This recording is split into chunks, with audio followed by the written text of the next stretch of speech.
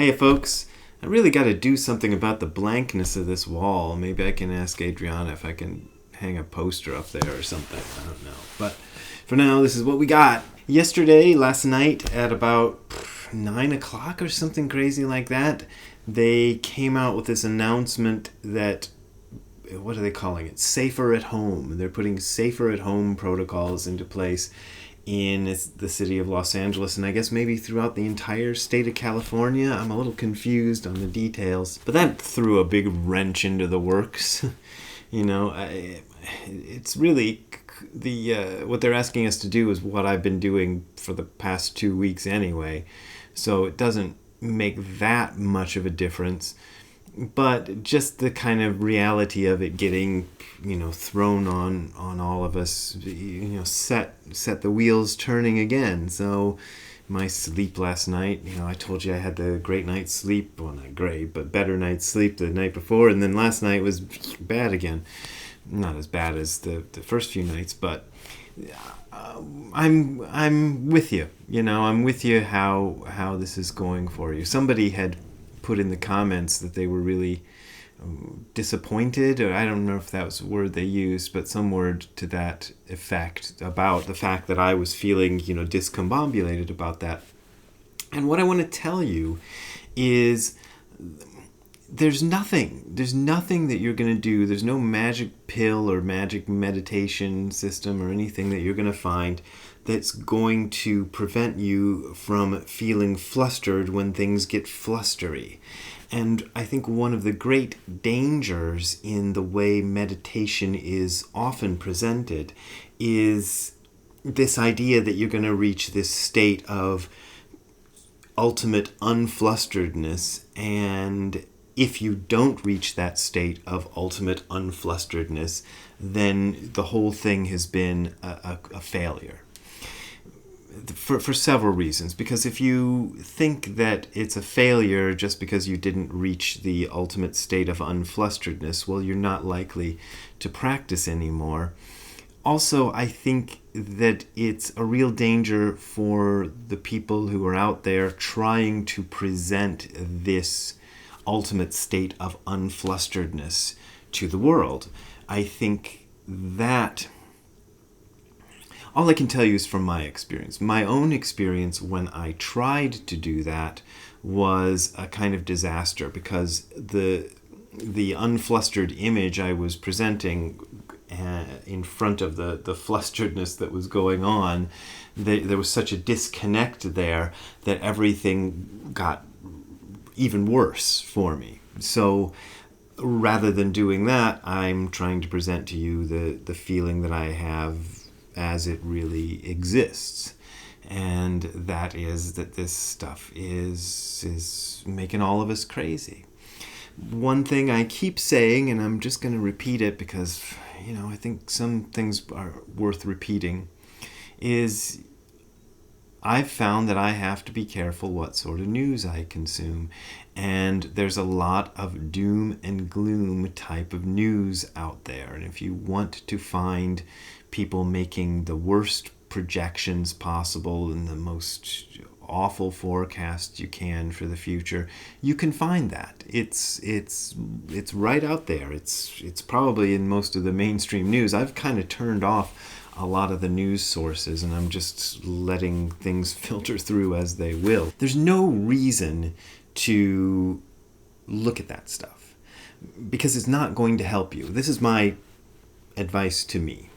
I can't see any way that it helps to fill your mind with the worst case scenarios, even if those worst case scenarios turn out to be correct. Because it's not going to make any difference on an individual level whether they turn out to be correct or whether they turn out to be incorrect. Now, I'm not saying you should hide your head in the sand and avoid everything, and I hope I'm not giving you the impression that I'm doing that. It's not exactly hiding my head in the sand. I am looking at what are the sources of information and why are they presenting it this way, and what does this really mean? I watched this interesting guy this morning who was talking about statistics and the way people are trying to calculate some of these scenarios. And often they are trying to do it in terms of pure mathematics, which is like as if people are numbers and behave like numbers. And this doesn't take into account how things are changing in a minute by minute way among people doing different things and learning something new, and etc., etc.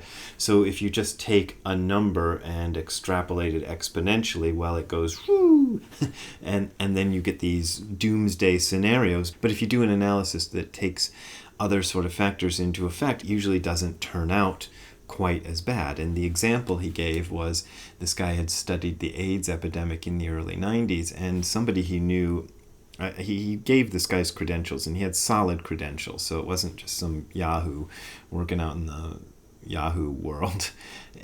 This guy had predicted the complete end of mankind by the year 2006 and was seriously worried that that's how the AIDS epidemic was going to go.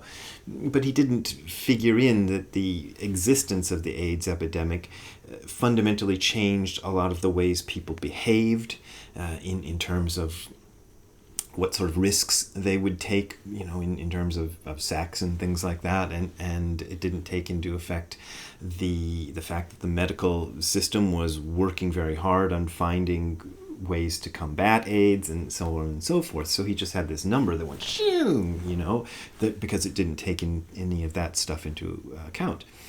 And this guy who works on statistics had said that that's the same sort of analysis that's producing these wildly pessimistic numbers. So, you go, oh, I see. And as I keep saying, nobody knows the future. And especially nobody knows your future. Nobody knows how this is going to work out for you or for me. I tend to think of karma as being decisive.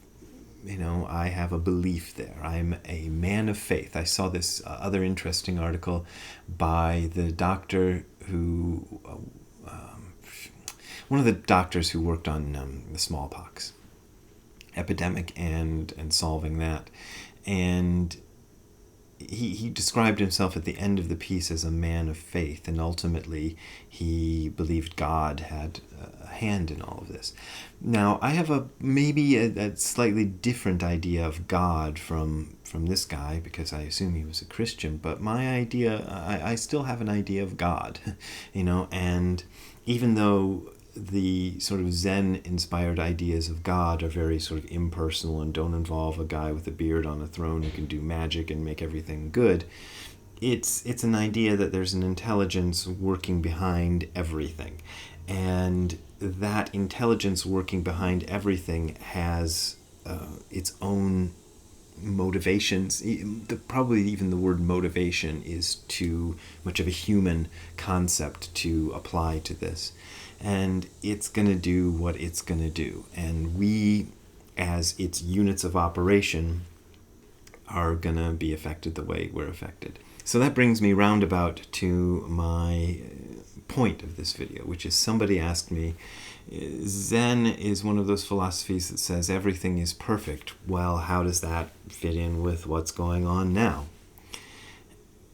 The ultimate perfection that is spoken of in Buddhism is not exactly the same kind of perfection that we normally mean when we use the word perfect. Because if you say a perfect sunset, for example, is a sunset that has all the colors and whatnot that you think a sunset should have. You're in Maui or something and you're standing on the beach and the sun sets and it's a perfect sunset because the sky is clear and the iguanas are singing, whatever all else is going on, and it's a perfect sunset.